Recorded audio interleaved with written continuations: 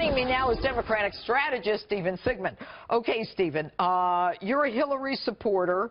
What about the fact that some of these, let's assume that, just as Larry said, and he has a crystal ball most of the time, that Hillary wins.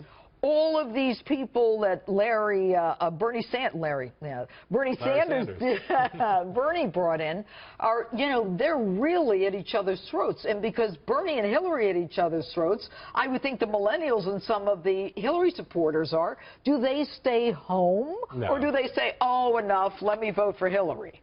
I think they do the latter. I mean, look, we have a precedent for this, right? In 2008, there's an extremely close and contentious election between Barack Obama and Hillary Clinton. In fact, he was ahead on pledged delegates right now, less than she is ahead on pledged delegates to Bernie Sanders right now. And you had a very unified convention in 2008 where her supporters became his supporters. Right. And that's what will happen here, particularly with the millennials and the young voters, because they don't really. They're not Republican voters, right? I mean, if they're supporting Bernie Sanders, they're not Republican voters. Well, I don't, probably not, but I know that they're anti-establishment. And what's so unusual, I mean, this is like a reality show, this whole campaign. Yeah, that's right.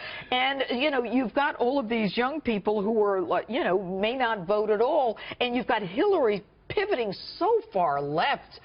Doesn't it affect her in the general? Actually, I think Bernie Sanders being in the race has helped her in the general because, one, it's made her a better candidate. It's made her a better candidate in the primary. That she's better when she's fighting than when she's being sort of regal, right? Right. And two, his saying over and over again that she is too moderate on, not increasing taxes enough, or not nationalizing health care, or not breaking up the big banks, almost helps her in a general, right? Because it moderates her for the general election audience. Okay. And what is all of this about those Wall Street transcripts? I mean, it's becoming more of a drumbeat. Why won't she release them? I don't know the answer. I mean, I sort of agree that she ought to release the transcripts. But doesn't it tell you that she's afraid of some things that she said? Well, then why wouldn't she release them? Because this has happened over and over again with her. It has? I mean, I think she's, yeah, sure, with lots of different things. I mean, I think she to some degree, legitimately thinks that there's a double standard, that there's a standard for her and then for everybody else, and it's tougher on her. And therefore, everybody should have to release them. Yeah. But she ought to release them. Okay, Bernie Sanders doesn't have any paid speeches. No, I but get if it. she's willing to throw her Republican challenger. She's not the Republican primary. I mean, really, Hillary, mind your own business. But if she is willing to throw her own husband under the bus for the omnibus crime bill in '94, why wouldn't she be willing to release her speeches for which she got like $800,000? Come on. I think she ought to release the speeches. You agree with me, huh? Yeah. Kind of, maybe. I agree that ultimately she will release the speeches and that she should release the speeches. Did Bernie go to Rome because he knows he's not going to win New York? I think Bernie went to Rome because he had an invitation to go, but he's Who invited him? He's sort of invited himself, apparently. Yeah. But he's already moving on to California.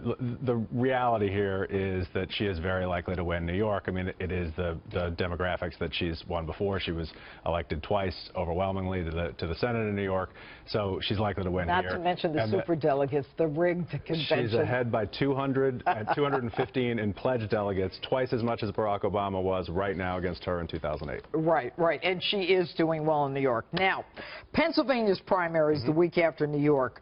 Will she need to fight as hard in Pennsylvania as she did in New York? I think she needs to fight hard everywhere. I mean, right. he's run a very good campaign. It's an anti-establishment kind of a year, right? But she is winning those big states. I mean, in general, except for Michigan, she has won every big state. He's won smaller states that match up with his demographics. But don't you agree, Stephen, that this guy is really like a nobody who came out of nowhere? Well, they all are. I mean, who thought not Hillary? Who thought Donald Trump would be winning? He's never been a nobody. No, Donald Trump has never been a nobody. You're not kidding. He's not been a nobody, but nobody expected him to be the You got to give him credit. He never even ran for mayor. Stephen Sigmund, thanks so much for being with us. Enjoyed having you tonight.